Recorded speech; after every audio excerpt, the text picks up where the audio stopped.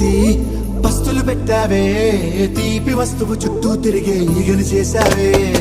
చీచీ చేసి కేలేని మొగుడు గారండాయ్, గుయ్ గుయ్ గుయ్ గుయ్ అంటూ మీదికి రాకుండా కంపెడి పిల్లలతో ఇంటిని నింపావే, సాపా దిండు సంసారాన్ని మేడెక్కించావే.